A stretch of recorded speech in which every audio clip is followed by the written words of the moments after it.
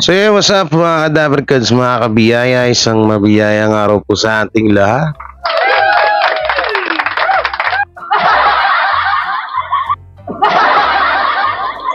Eto kasi marami yung nagtataka bakit bigla daw umatras ang jingle bells ni Paulo Contis.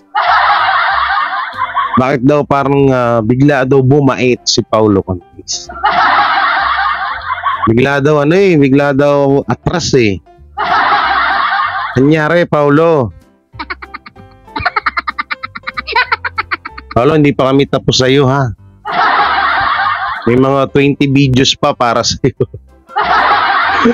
Siguro galit na galit na kaya sobrang galit na galit yung mga defender ni Paulo Contis. Kasi nga simula nung nagparinig siya, talagang dinurog siya ng gusto eh.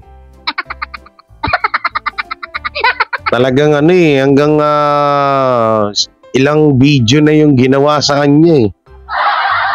At ito, mag-usapan din natin to, alam ko ewan ko, napanood nyo na to ha. Etong pag supalpal ng Tito Vic and Joey sa Taytay and Sears kala Paulo Contis sa Colorum Noon Time Show. Or the Colorum or the fake, ano pa ba? The Clone, daming ng bansag sa noon time show nila eh. So ito rin papanoorin din po natin. At syempre bago natin ito simulan, don't forget to like, share, comment, and subscribe sa ating YouTube channel at pindot na lang din po yung bell button para lagi tayo updated sa ating mga video araw-araw. So yun po pala yan, mga kadabarkads, baka pwede naman po akong palambing sa inyo. Bali alam nyo, bago ako mag-start to dito sa pagre-reaction, dati po akong charity vlogger. So marami na rin akong mga project na nagawa, lalo na doon sa lugar ng Bicol at dito rin sa Taguig, kahit papano naman. Baka sabihin pinagyabang na eh. So ngayon, gumawa ulit kami ng panibagong YouTube channel para makapag-start ulit ng pagtulong sa kapwa natin o sa ating mga kababayan na kapos sa buhay dito sa Pilipinas. So ito YouTube channel ho namin, please subscribe, Chris MTV. Bali ang aking pong kuya, kaibigan, ang aking kasama dyan. Kaya pa-subscribe na rin natin dyan. Kung hindi nyo makita, nandiyan po sa description ng kanyang link. Comment ko na lang, Chris MTV. Alright. Bali wala kayong mapapanood ng mga chismisan dyan, puro pagtulong lang yan dyan, Oo, yan yung mga mahilig sa maritisan dyan at baka pwede naman kapag nananawa na kayo sa pagmamarites, manood kayo dyan sa video na yan. So ito na nga pag-usapan ho natin itong bakit nga ba biglang nanahimik itong si Paulo Contis. So siyempre sasabihin nyo, nung nag-iingay, nagre-react kayo, nagre-reklamo. Nung nanahimik, nagre-reklamo rin kayo. Wala kaming pakialam sa inyo. Kahit anong sabihin nyo sa amin, wala kaming pakialam. Channel namin to, kaya gusto namin reactionan yan. So bakit nga ba nananahimik? Ito kasi may isa pong video na talagang alam niyo yun, yung ang Tito Vic and Joey kasi kapag bumanat yan, miminsanan lang yung bumanat pero talagang tagus eh. Oo, tagus sa kalamnan. Ito siguro yung tinatawag nila kung baka ito yung dahilan bakit nananahimik si Paulo Contis ngayon. At parang biglang bumait, siguro na-realize niya rin po yung mga nasabi ng mga vlogger about sa kanya, about dun sa panglalait niya sa mga senior citizen, Pag nakapolo na nakamaong na short, paupo-upo, bibihira lang daw tumayo, O siguro natakot. Baka natakot kasi syempre sabi niya ang mali pala yung ginawa ko. Kasi sa totoo lang talaga mga kadabarkads, hindi lang po TBJ yung binanatan niya doon, pati na rin mga kamag-anakan niya na medyo may edad na rin. Lahat ng senior citizen dito sa Pilipinas, tinamaan doon sa sinabi niya. So yan darating din naman yung oras na uugod-ugod ka rin naman din. So marirealize mo yung mga pinagsasabi mo, Saka, ayun nga, ulitin ko nga yung sinabi ko dati na okay lang na maging matanda, maging yung katulad na sinasabi ni Paulo na uugod-ugod ang Tito Vic and Joey. At least naging mabuting ama sa mga anak nila. Ayun lang talaga yung pinakapangbara dun. Wala nang iba, dun lang, yun lang talaga. So ito yung video, no? Ito nga, hindi siya maniwala. Ito disclaimer tayo baka magreklamo na ngayon baka so na naman kayo. Bakit daw bakit nga ba nanahimik si Paulo? So bago to, may isa pang video bakit nga ba siya nanahimik? Dahil nga siguro doon sa pangsupalpal ng Tito Vic and Joey sa kanila. Ang pogi ni Paulo dyan Naging kamukha niya lalo si Mr. Bean Alam niyo ba si Paulo Contis ay siya ang Mr. Bean ng Pinas. Pero di hamak naman yun talaga. Yung kung sa komedyante, kung usapang komedyante, doon na ako kay Mr. Bean kasi hindi pa nagsasalita yun, nakakatawan Si Paulo hindi pa nagsasalita, nakakainis na.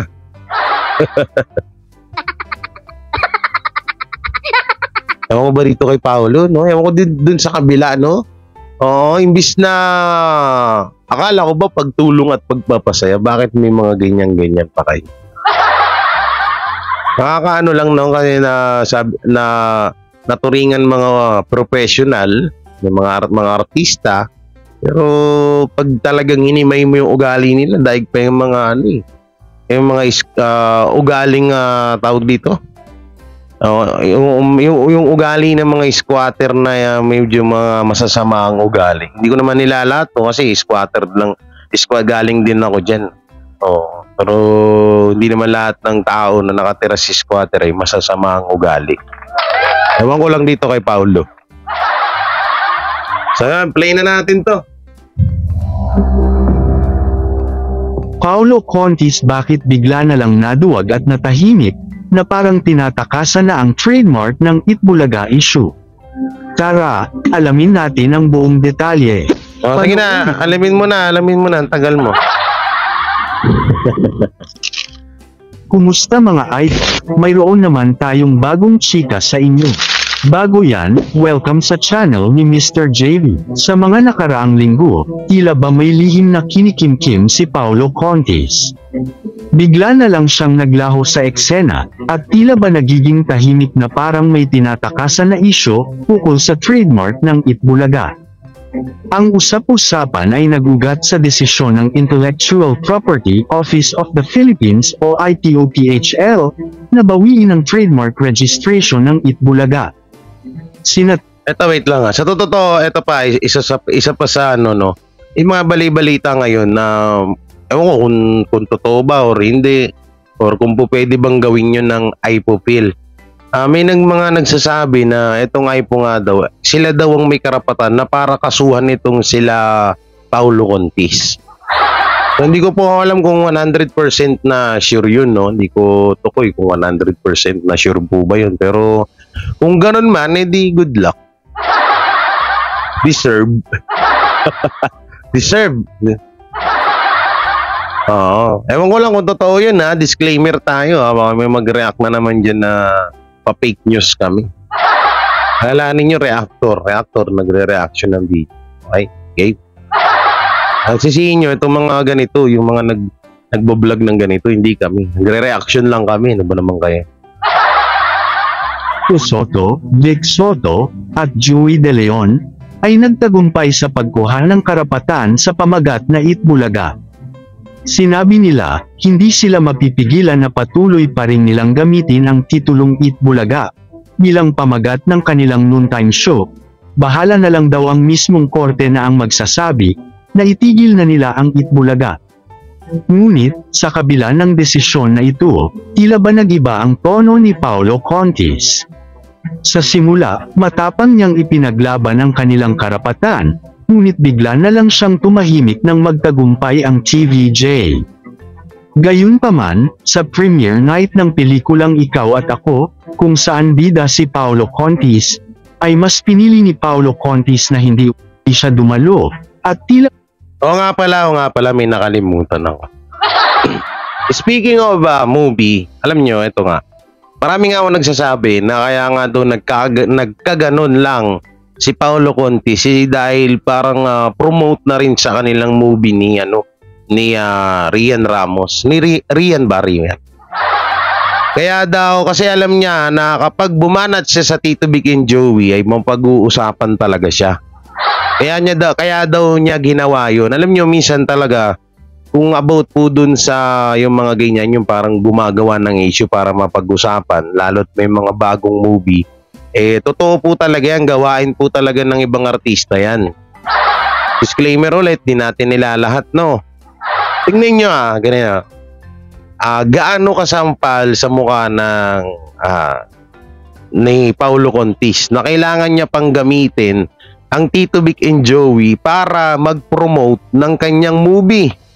Para, ano na rin yun promote na rin ng movie niya. Kasi isipin nyo may bago siyang movie. Tapos bigla siyang gumawa ng issue.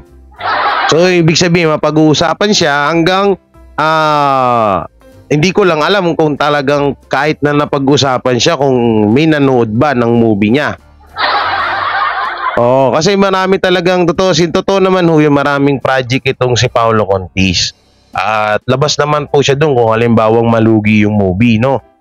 Kasi bayad naman siya diyan hindi naman siya diyan hindi naman na kapag kumita lang yung movie tsaka lang siya sasahuran, hindi, kada niyan bayad na yan. Kaya ang kawawa dito, yung mismong pinaka-head nung movie na yun, producer ba tawag?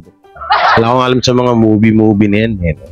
So yun nga daw, marami nagsasabi na ganun na kaya daw binanatan ni Paolo Contis itong Tito Vic and Joey kasi nga may malapit ng ipalabas na pelikula.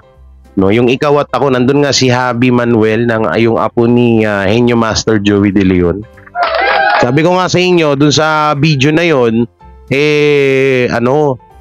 tawag dito, yun lang yung pinanood ko, yung clip na yung mismong kita, yung mismong doon ni Javi De Leon. Pag nakikita ko na si Paulo, pino-forward ko na. O at least pinanood ko, hindi masama loob nyo, Paulo, ha? Paolo Contis, huwag sumama loob mo. Pinanood ko yung movie mo, pero doon lang sa part na kung nasaan si Javi Manuel na apo ni Henyo Master Joey De Leon. Yun lang, doon lang. Pero pagdating na dun sa tawag dito sa mismo eksena nila, wala na akong pakialam. Pero in fairness, ang galing ni Javi ang galing ni Javi talagang may dugong artista talaga. At yun, subscribe nyo rin yung YouTube channel niya, Javi De Leon. Javi Manuel 2.0, tas may new upload siya yung kay Brandy, ano ang pangalan nun? Brandy ba yun? Nakalimutan ko. Brandy Ayala ba? Brandy. Hindi ko tanda. Sorry. Basta puntahan nyo yung channel niya, mapapanood nyo doon at subscribe ang kanyang YouTube channel at paki-share nung video na yun. Hindi po biro yung ginawa niya doon, nakaka-proud yun. Tinulungan nila. Ganun dapat yung ginagawa. Yung iba kasi, may napanood ako dating vlogger, tiga Tondo, parang may Tondo yung pangalan niya, o tiga Tondo ba siya? Hindi ko masyadong tanda.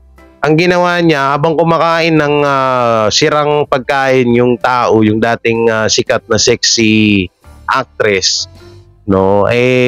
dun niya lang binibidyoan. Tapos parang hindi ata natapos yung pagtulong dun. Sila Javi Manuel na lang yung nakatapos ng yung talagang naihatid siya or nabigyan siya ng sapat na tulong. Yung isang vlogger, wala, binidyoan lang kumakain. Parang ginawa lang kahihiyan, parang nilabas lang yung yung tipong yung tinatawag na poverty porn. Yun sa pagtulong kasi sa kapwa, dapat tapos yan, lahat malinis yan.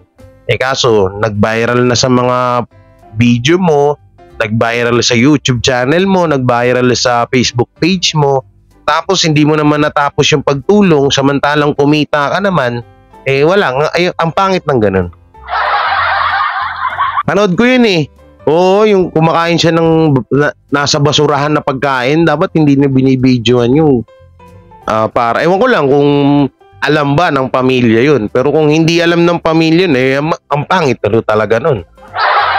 Hindi po dapat dapat dapat may abiso mula sa pamilya kung pwede bang i-upload yun, hindi gitu ganyan, no. Okay, mabalik na tayo dito. Na-promote ko lang yung video ni Javi De Leon, na Javi Manuel. Na anak ni Ma'am Chini De Leon yan. Na anak ni Joey De Leon yan. Dito na tayo. Ang dahilan ay ang isyu sa Itbulaga. Agad-agad naman siyang tinanong tungkol dito, at aniya, correct, kasi pag pumunta ako doon. Okay, may absolutely na naman. Yan lang naging kalaban ko, yung absolutely na eh. At hindi natatapos tong ads na to eh. Hindi na yung sa movie. Parang tila ba natatakot si Paolo Contis na harapin ang tanong ng publiko ukol sa isyu ng kanilang programa. Sa kabila ng pag-iwas ni Paolo Contis, tila ba may pagbabago sa kanyang pananaw. Mukhang nauunawaan niya na maaaring hindi na sa kanilang titulo ang Itbulaga, at tila ba handang bitawan ang laban. Ang ibig sabihin nito, ay maaari na muling gamitin ng TVJ at ng legit na barkads ang titulong Itbulaga. Kayo mga idol, ano ang masasabi nyo sa chika topic natin ngayon? Wala. Hindi, ganito yan. Alam nyo kasi ang technique nga ng mga yan, baba na tapos mananahimik para makakuha ng simpatya. Sasabihin nila, ay, nananahimik kami tapos ganito ganyan binabanatan nyo kami. Kasi nung etong video ni Paolo, talagang binanatan din sila ng Tito Vic and Joey, pati nga si Bossing bumabanat na rin eh. Yan yung pinakatahimik sa tatlo, di ba? Oo, kasi si Tito Soto, maano rin niya si Tito Soto. Pasimple lang yung banat niya, pero tagos din, lalo na si Henyo Master. O ngayon, ang technique nila, babanat sila ngayon, tapos mananahimik. Para nga naman, sabihin ng mga tao na, uy, ba't nyo pa binabanatan sila Paolo, sila Isko, nananahimik na yan. O si Buboy Bilar, wala din, ngangabels din. Hindi na rin naba. Pero okay na rin yun. Alam nyo nga, mas okay nga yung ganyan na hindi kayo nagsasalita about TBJ. Alam nyo, yung Tito Vic and Joey, lalo na sa inyo Master Joey De Leon, yung banat niya is hindi naman yung para sa host. Ulit-ulit na tayo eh. Hindi yun para sa host, hindi yun para dun kala Paolo, kay Isko, kay Buboy, hindi yun para dun yun, sa halusos. Ewan ko lang bakit react itong tawag dito, itong mga host na to. Ewan ko, hindi naman sila yung binabanatan. O baka sila yung tagapagtanggol, baka sila talaga yung Tape INC Defender. Or Halusos Brothers Defender, ganun nata. So, may-ari din yun kasi sinasahura naman sila ng halusos eh. So, wala naman tayong magagawa dun. So, yan, dito na tayo mapunta sa pangsupalpal ng Tito Vic and Joey sa Tape INC. Oo, eto na nga. Grabe to. So, di ko alam. Sige, try natin na ipakita, no? So, ito po ay post po ng GMA Pro page. Post po itong video niya. Sila po ang mismong nag-post, no? So, ito kasi ang nakalagay, nambubuli na naman ng 3 gurang. Ba't kaya hindi kayo ang mag-shutdown? Total matatanda na kayo. Darating ka rin dyan, huwag ka mag-alala, ha? So, ito, panoorin natin. Mag-shutdown. Ito yung banat ng 3. Mag-shutdown. Meron mga ibang dapat mag-shutdown. Pero hindi ikaw. Sino? Pangalanan mo na to. May abogado ka naman katabi niyan. Okay na. Bakit hindi na lang ang abogado magpangalan? Okay. Magbabalik pa kami mula dito sa yung siya nabanggit ni dito. Ano? 1, 2, 3. Itbulaga! Yung iba dyan, shutdown na! Mahaba na masyado! Yung pa hinihintay nyo! Shutdown na, oy! Ay, pero basic lang sila, diba? Si Paulo, si Isko Moreno, si Buboy Biler, kapag bumirada, yun lang, yung Pepsi. Yun na yung pinakamatindi nilang banat sa Tito Vic and Joey, yung Pepsi. Yun lang yung natatandaan kong pinakamatinding banat nila. At tapos nun wala. Tito Vic and Joey din mo, simple lang bumanat, mag-shutdown na kayo. Pero yun nga, bali-balita din ho nga ho yan, no? Yung usaping shutdown na yan, uy, malay nyo, biro lang ng Tito Vic and Joey, yung pala totoo. May alam pala ang Tito Vic and Joey na isa-shutdown na pala talaga ang Colorum running noon time show. Oo, baka malay nyo, nagbibiro-biruan lang tong tatlo, yung pala talagang alam na nila. Ay naku, kabahan ka na, Paulo.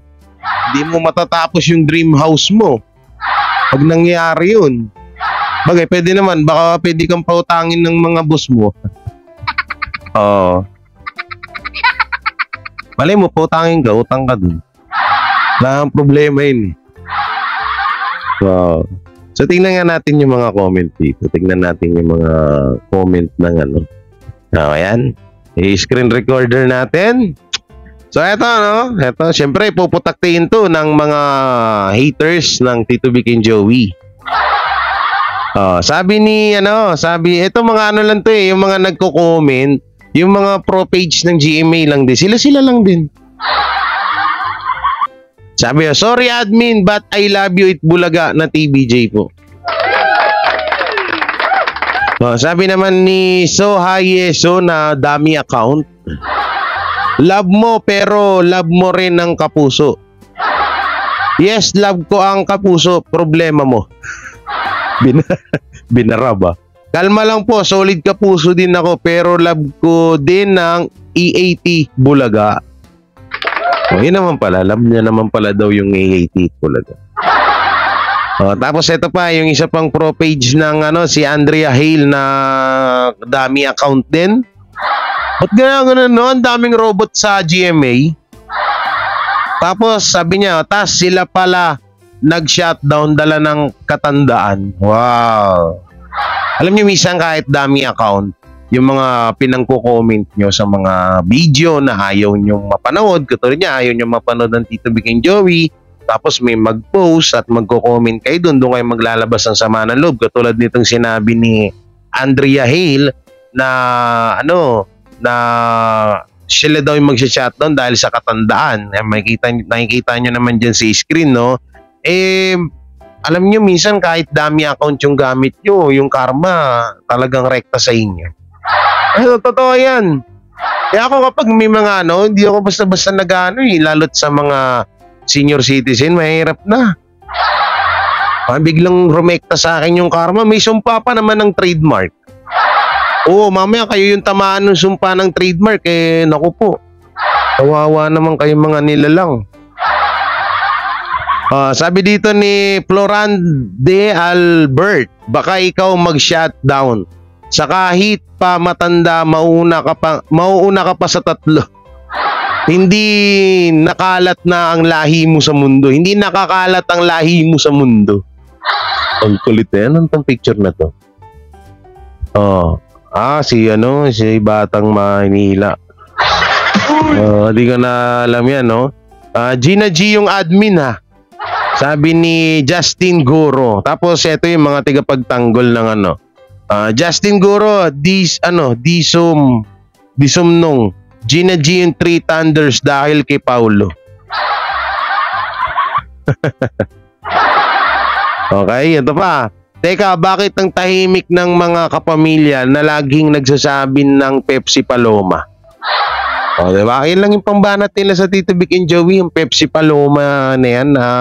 Alam nyo, mga pang lang yun mga batang isip lang ng ng mga tawag dito, mga naniniwala sa mga ganyang kwento, yung mga urban legend. Eto pa, sakupin na ng mga pasyeyang pasyeyang icon na PBB house na yan. Move on sa kanilang lupa. TBJ, paki-rename ng show nyo from shutdown titles.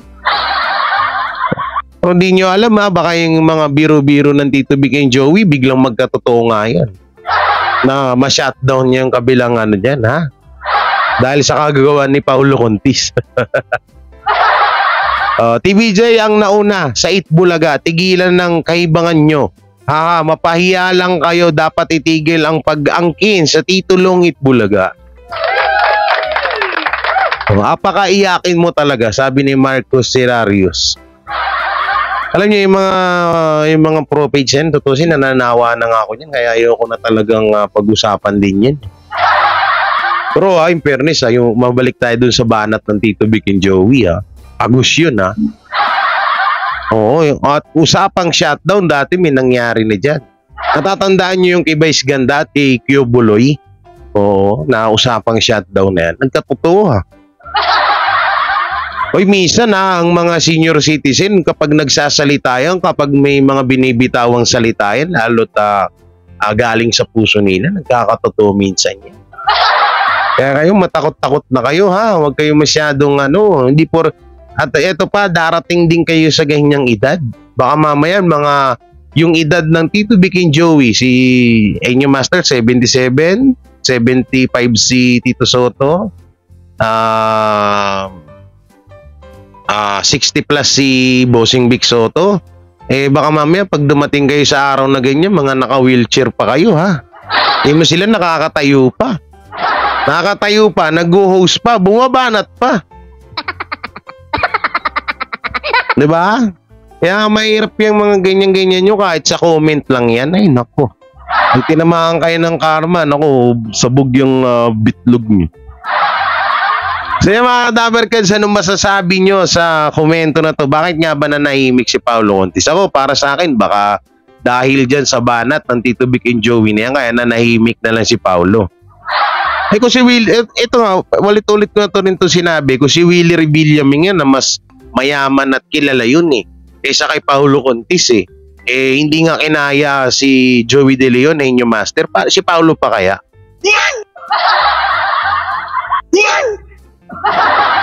Diba? Si Paulo Contis pa kaya? Si Willie nga di umubra, si Paulo pa kaya?